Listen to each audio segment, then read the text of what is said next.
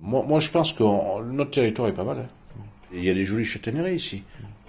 Pour l'espace, parce qu'un châtaignier en fleurs, c'est magnifique, hein, c'est le plus bel arbre, non, mais sans déconner. Là, dans ces coins-là, qui sont vraiment, vous avez très peu d'habitants, très peu de... vous avez un degré de naturalité qu'on trouve rarement en France, quoi. Parce qu'aujourd'hui, on a quand même une silhouette assez, on peut dire, même remarquable. Ça se voit dans l'architecture aussi, hein. Vous avez des maisons en grès qui sont magnifiques, quoi, avec des grès d'un peu de toutes les couleurs. Beaucoup de vieilles pierres, enfin de choses qui ont été rénovées, restaurées au fil des années, qui ont de l'allure, hein, qui ont de la... Moi, je trouve que ça a vraiment de la tronche, quoi. Bon, là, c'est sûr que là, c'est Nirvana, un pâturage comme ça. Quand on regarde ce paysage, bon, on a l'impression que c'est la nature qui domine, mais là, je vois une maison, un hameau, un gros hameau, une maison, une maison. Alors, tout va pas si bien que ça. On est conscient de la chance qu'on a d'avoir cette nature-là, mais pour autant, il y a quand même des choses à préserver qui sont un peu sous pression. La concentration de l'habitat, on la trouve forcément en fond de vallée, dans la partie plate, parce que l'axe routier, digne de ce nom, se situe là. Avec un étalement urbain qui est un peu effrayant, quoi. Avec l'envie d'héliotropisme, je pense, ou autre, c'est-à-dire qu'on a l'impression d'avoir les mêmes maisons ici qu'on les a sur la Côte d'Azur. En tout cas, ça pose la question là, des implantations nouvelles, la question des extensions des hameaux existants. C'est la logique qu'on avait avant aussi quand on faisait les constructions de paysages des communes. On avait les villages qui étaient resserrés pour se protéger de la chaleur. Là où il y avait des terres agricoles qui n'étaient pas intéressantes, ce qu'on disait tout à l'heure, et les coteaux également aussi, et les terres agricoles qui étaient à côté. Donc faut qu'on retrouve en fait cette logique justement de vie de hameau qu'on avait avant, et on peut encore, je pense, la recréer sur ces territoires-là. Pour recréer un hameau à partir de cette trame-là, où il y a beaucoup de la dent creuse, avant de remplir les dents creuses, tu ne peux pas créer de nouveaux hameaux. Nous, on vient de terminer un PLU, on n'a absolument pas le choix. On a eu juste l'autorisation de mettre 2 hectares constructibles à un endroit bien précis pour préserver la terre agricole et la forêt. La surface à bâtir, est-ce qu'on impose un minimum, est-ce qu'on impose un maximum, parce que c'est important pour la physionomie du paysage après. Ne serait-ce que si on fait juste sur une cartographie, on prend la construction et l'évolution de la construction, c'est assez éloquent.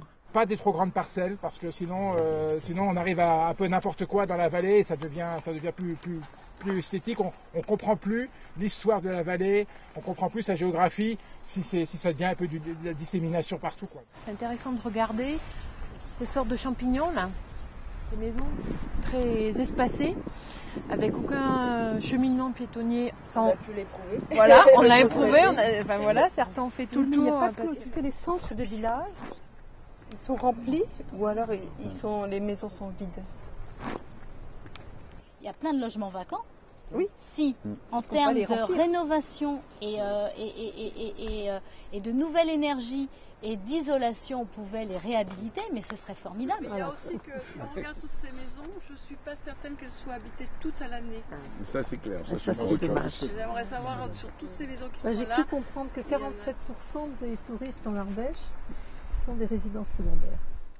La manière de vivre, alors certes ça correspond à une culture, à un désir des gens et je pense vraiment de tout le monde d'avoir la vue sur la montagne, le jardin le plus... Voilà. Le problème c'est qu'on rentre, ce désir il rentre en contradiction avec la manière dont on va devoir vivre demain, mais en fait dont on devrait déjà vivre aujourd'hui. Mettre des vaches qui chient et qui font du bruit le matin à 5 heures, vous êtes sûr que vous avez un problème avec le voisin? Enfin, je dis ça, mais c'est clair. On va vers des problèmes citadins, ruraux. Ils sont partout. Et donc, ça ne sera pas facile de réutiliser ces paysages, enfin, ces trous pour l'agriculture. Parfois, j'ai l'impression que c'est deux mondes qui se côtoient, mais où les interconnexions se font pas trop, quoi. C'est-à-dire que si jamais on regarde là, on a des maisons qui sont en train de se construire, c'est vrai, un peu n'importe où, mais n'empêche qu'on voit des terrasses cultivées avec des vergers, avec des choses comme ça. Si jamais il n'y a plus d'agriculture, c'est ça qu'on va avoir. Alors effectivement, là c'est une pente, mais il y a d'autres territoires qui n'ont pas plus de pente et qui risquent fort d'être ça, le futur paysage de l'Ardèche. Cette forêt, elle a poussé des failles. C'était les châtaigniers. Qu'est-ce qu'on peut exploiter maintenant sur les failles? On travaille énormément depuis quelques temps avec des jeunes agriculteurs à qui on apprend à remonter les murs en pierre sèche. Pourquoi? Parce qu'en plaine, ils ne peuvent pas acheter, le foncier est trop cher, donc ils remontent sur ce qu'on appelle remonter sur les pentes et faire une reprise agricole. Et donc il y a différentes cultures, ils sont très très riches en savoir en fait, ces nouveaux agriculteurs. Disons qu'il s'est implanté là sur tout le monde ce pain. Il a été planté et ensuite non exploité, il a tout envahi. Et il acidifie le sol et après il empêche toute autre nature de se développer. Il gagne quoi. Quand il s'agit de les exploiter après, ça pose de très gros problèmes et que du coup la voirie elle n'est pas du tout adaptée pour pouvoir faire ce type d'exploitation. Après, il y a la question de comment on trace ces pistes et effectivement comment on régule ou on interdit la circulation. Sauf que maintenant, il y a quand même de l'activité, il y a des besoins. Pas penser à l'avenir. On peut peut-être repenser à revaloriser ces chemins et à leur redonner un vrai statut au niveau communal. De toute façon, la tradition était que, vrai, c'est qu'il fallait que quand il y a plusieurs enfants, il fallait qu'on donne un petit bout de bon terrain à chacun, un petit bout de terrain moyen, un petit bout de terrain mauvais. Donc c'est encore plus parcelé. Les gens ne savent même plus qu'ils sont propriétaires. On peut regrouper le foncier, sauf si c'est une opération collective, ou si c'est une opération individuelle, c'est impossible. Pourquoi c'est impossible? Si ça tient, touche à Samien, avec ça on peut faire quelque chose. On peut faire des associations foncières pastorales, des regroupements, des associations foncières d'éleveurs, des tas de trucs qui existent en Ardèche, il y en a des très très belles, des grandes, où les propriétaires mettent à disposition d'une association, donc ils sont toujours propriétaire, Samien c'est à lui, on est d'accord, mais c'est mis collectivement en gestion à un paysan.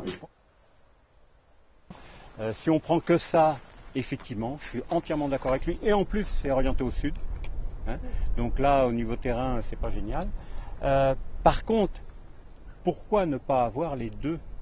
C'est est-ce que le SCOT peut mettre l'accent justement sur ces unités paysagères, ces ensembles paysagers dont on disait que ça serait intéressant d'arriver à une gestion collective.